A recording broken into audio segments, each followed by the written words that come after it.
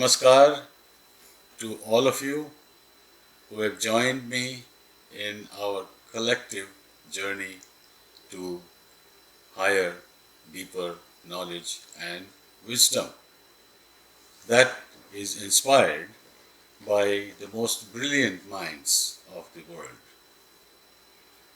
So this video is about thought.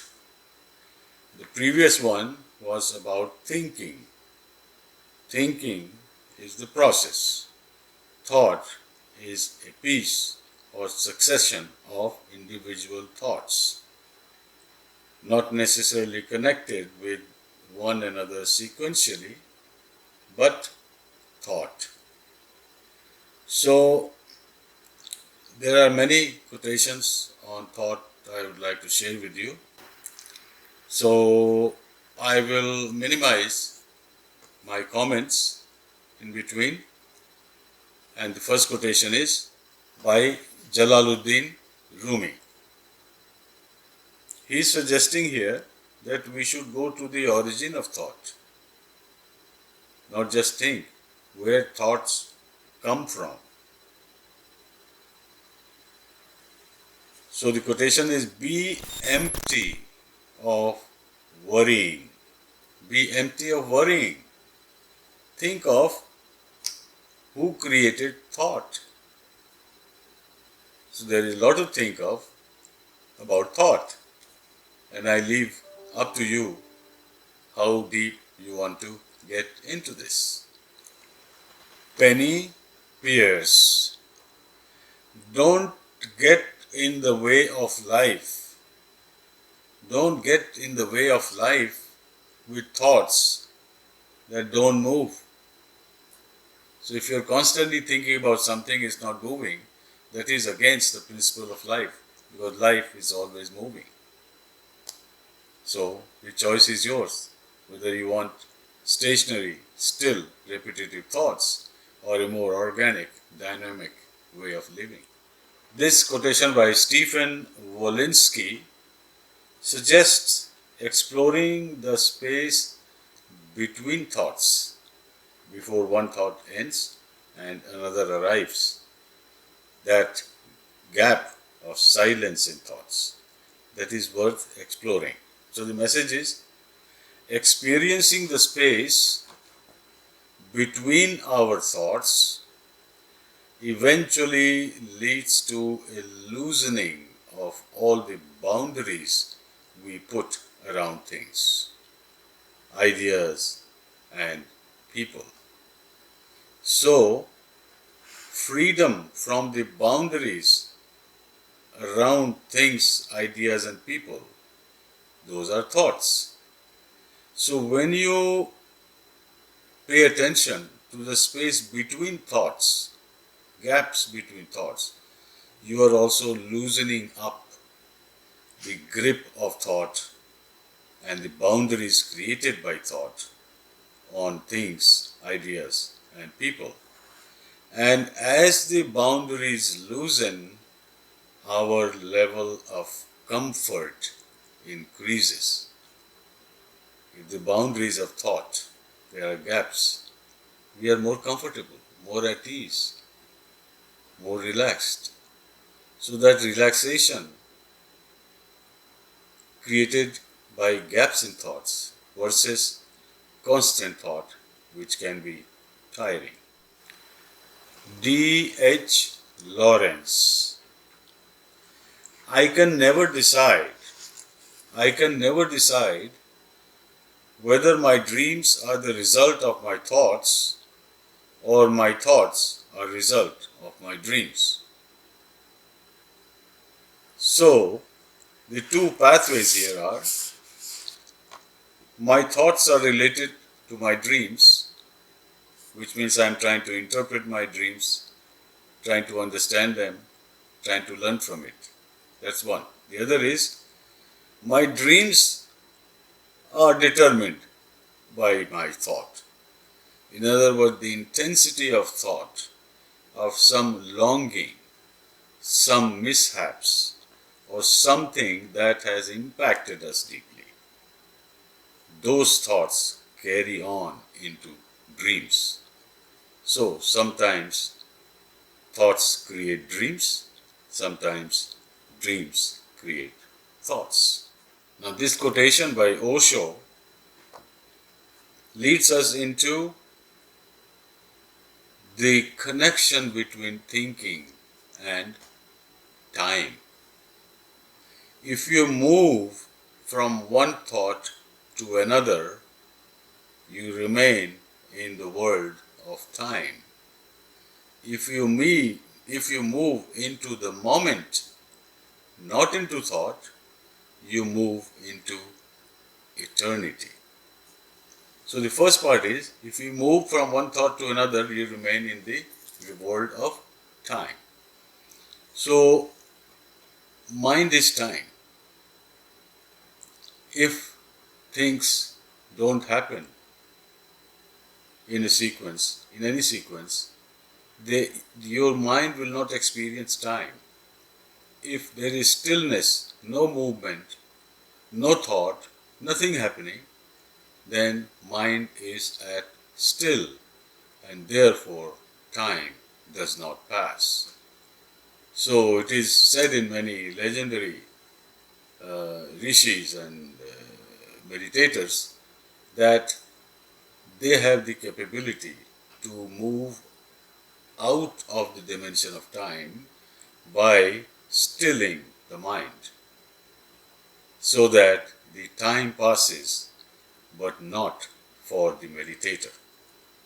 So in that sense, potentially, meditators have a long life because time has not passed like it has for other people who entertain thoughts and experience passage of time.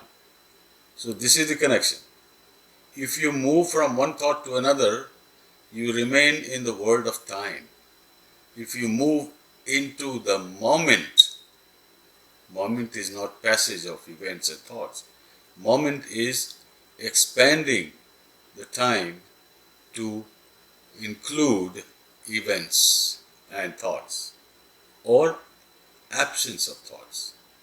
So the absence of thought with attention to the present moment also moves you into eternity, which is beyond time.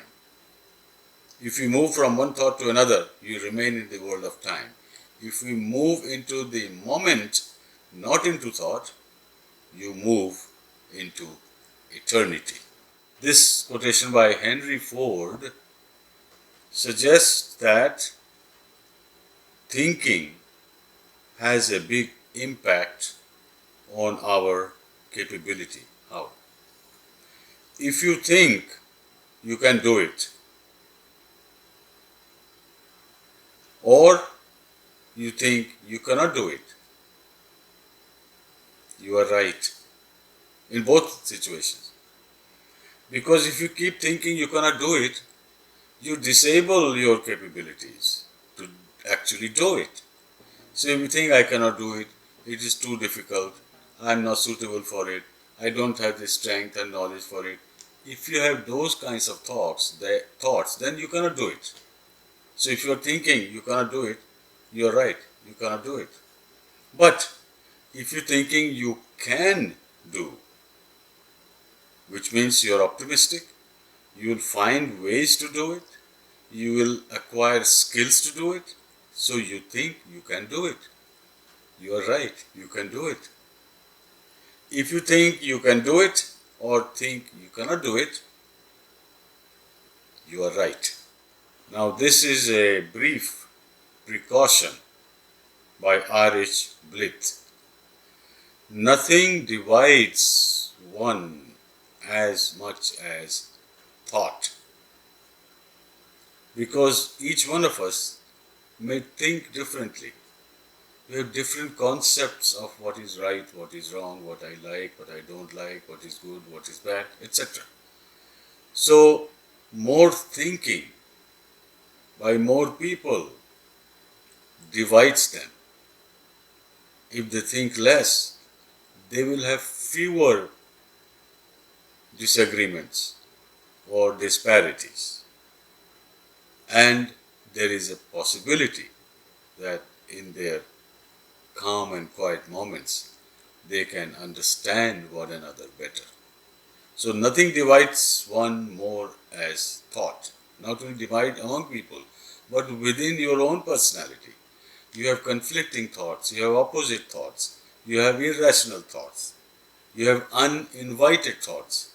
It pulls you apart in different directions and it disintegrates your personality. So beware of that. This is a comment on our culture. Our system of upbringing, how we raise children, our system of upbringing is based on what to think, not how to think. So our education system, education curriculum, define our boundary of knowledge at that grade level, that you ought to know this, this and that. You ought to think this, this and that. So that is in pieces predetermined, regardless of the children's capability, interest and potential.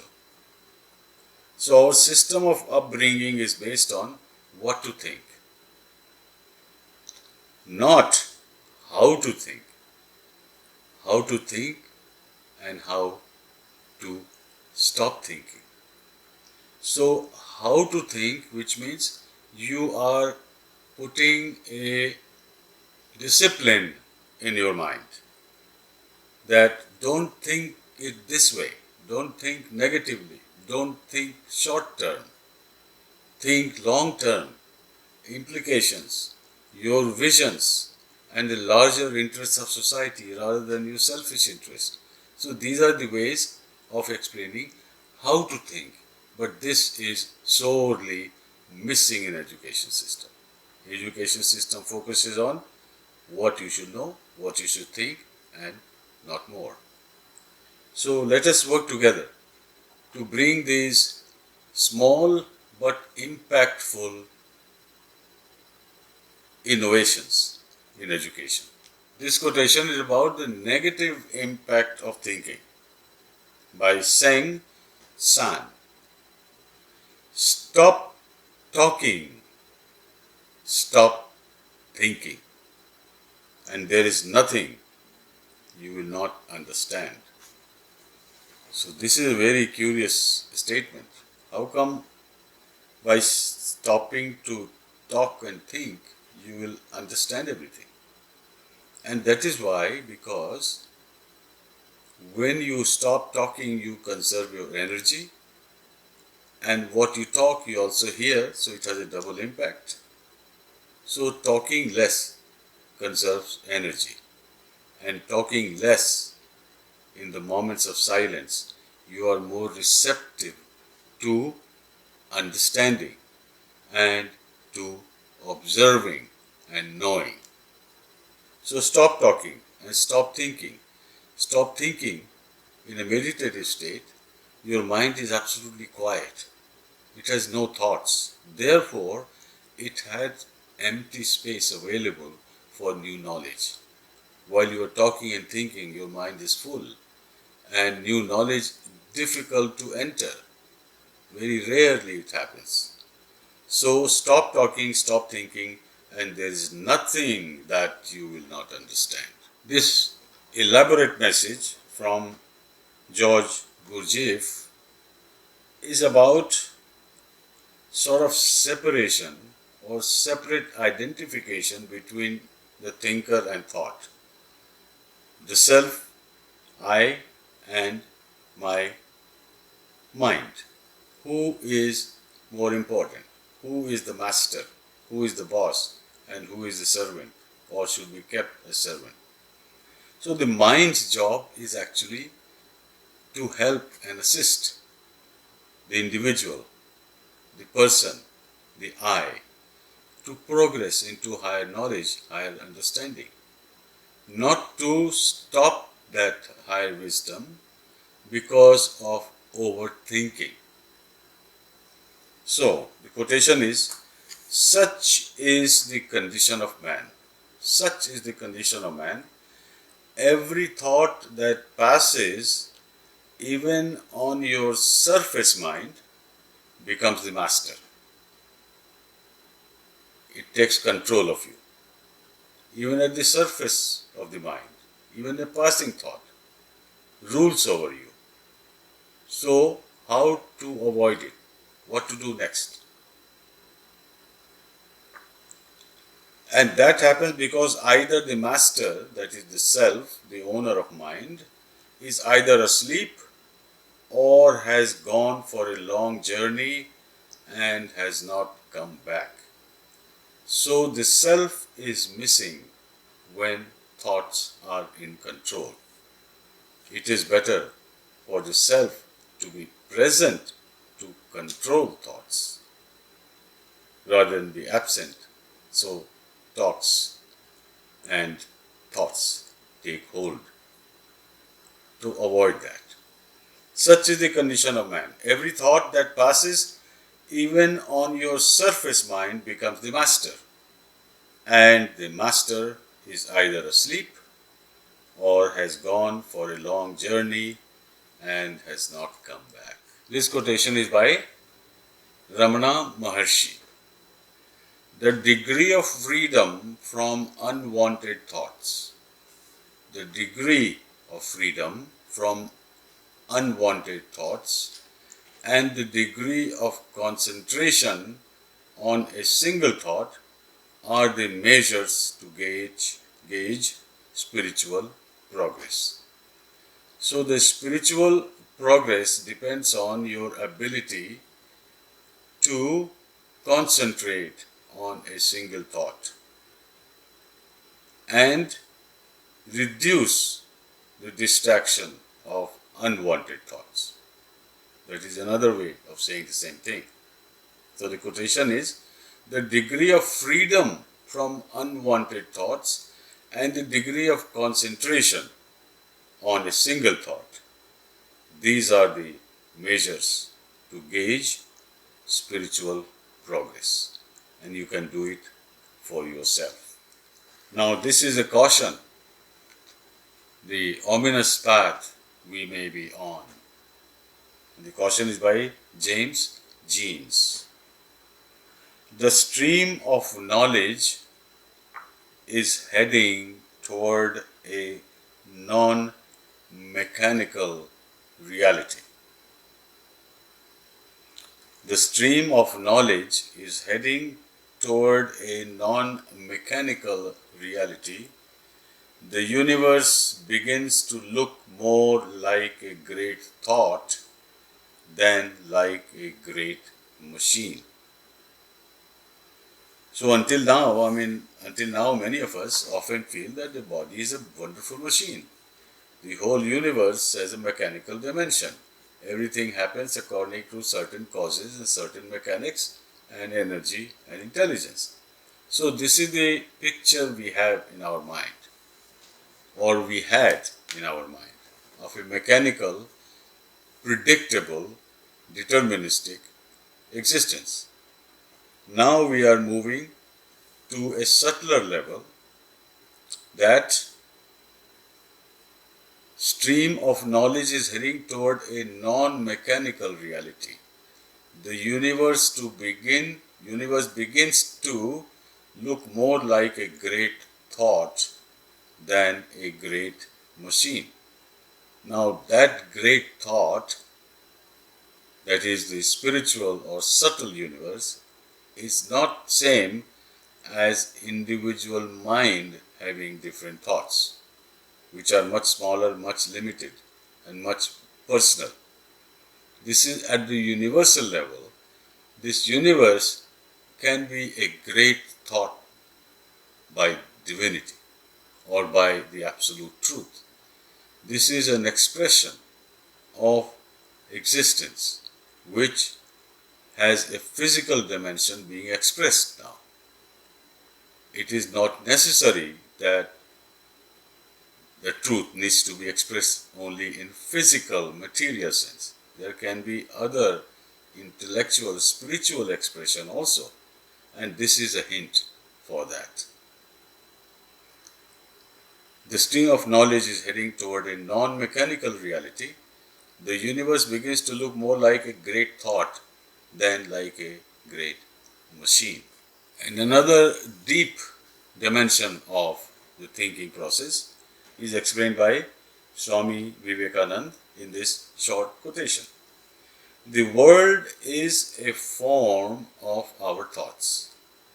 What we think is what we see. The world is a form of our thoughts. We live in the world we create.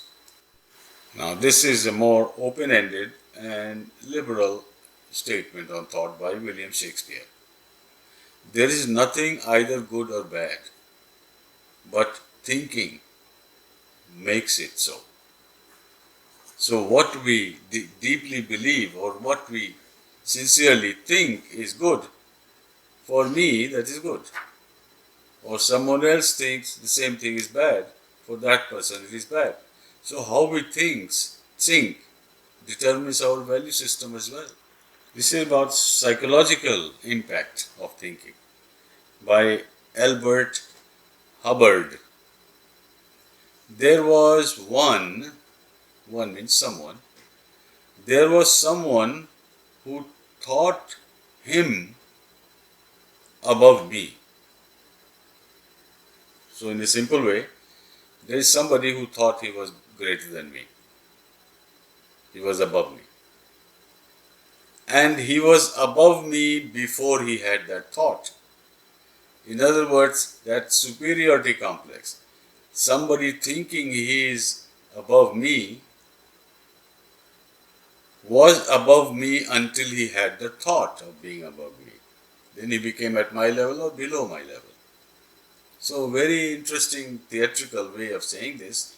There was one who thought him above me, and he was above me before he had that thought. Now this is a practical advice from J. Krishnamurti. Thought has not solved our problems. Obviously, we have thought deeply and for a long time, and many people have thought about solving our problems but have not been able to. Like Einstein has said, the mind that creates the problem cannot solve it. You need another mindset. So, Krishnamurti's approach is this. Thought has not solved our problems, and I don't think it ever will. The more we think over a problem, the more we investigate, analyze and discuss it, the more complex it becomes.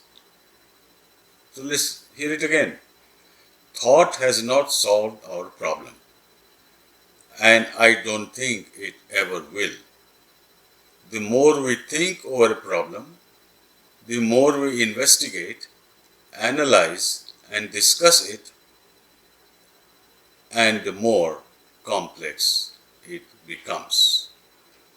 So the complexity created by mind is something we need to deal with and come out of it more intelligent for our own benefit and for the whole civilization. This quotation by Osho shows us the limitations of thought. Thought is unable to express an experience in which no thought is present. Circular. Thought is unable to express an experience of no thought. That is a hint toward mysticism, where you can experience a deeper level of consciousness, but there are no words to explain or write about it. So thought is unable to express an experience in which no thought is present. Spiritual experience is an experience of no thought. And Osho goes on to explain the value judgment or morality related to thoughtfulness. He says, thoughtful people are not as clear about right and wrong as ignorant people are. How? Because ignorant people will have a spontaneous valuation of this is right, this is wrong. Whereas intellectual people, very highly, deeply thoughtful people, can prove it through logic and argument and rationality, whichever way they wish to. They can prove it right or wrong. So, thoughtful people are not as clear. Depends on which direction your argument goes, you can prove it right. The same thing you can prove it wrong. But ignorant people or very simple-minded people have a clear vision. They know this is right, this is wrong. They may be wrong, but they are clear about it. That's the point. This one is a short, quick lesson in spiritual growth by Nisargadatta Maharaj. Watch your thoughts. Simpler said than done. Watch your thoughts and watch yourself watching the thoughts. Now that requires much longer discussion and explanation, which is not possible at this moment. Watch your thoughts, which means observe what you are thinking and observe that you are actually thinking. Observe that you are thinking and what you are thinking. Okay? Then witness yourself as watching what you are thinking. So there are three levels. At one level, thinking is happening. At the second level, you are watching your thoughts. At the third level, a deeper self of you is watching you how you are watching the thoughts. So there are three levels. Thoughts, watching it, and witnessing the watcher. Watch your thoughts and watch yourself watching the thoughts. The state of freedom from all thoughts will happen suddenly, and by the bliss of it, you shall recognize it. And the last quotation is, we are both less and more than we think. This is by Paul Van Ward. We are less than we think, which means if we have a very high opinion of ourselves, we exaggerate our capability, then we are less than what we think. However, if we are limited by our thinking, then our being, our capability, our knowledge is more than what we think, because thinking is limitation. So we are both less and more than we think we are. This is kind of a paradoxical statement, but the more we contemplate on this, the more clearer it becomes. So thank you for your patience and listening, paying attention, and we'll meet again soon. Until then, namaskar to each and every one of you from Dhananjaya.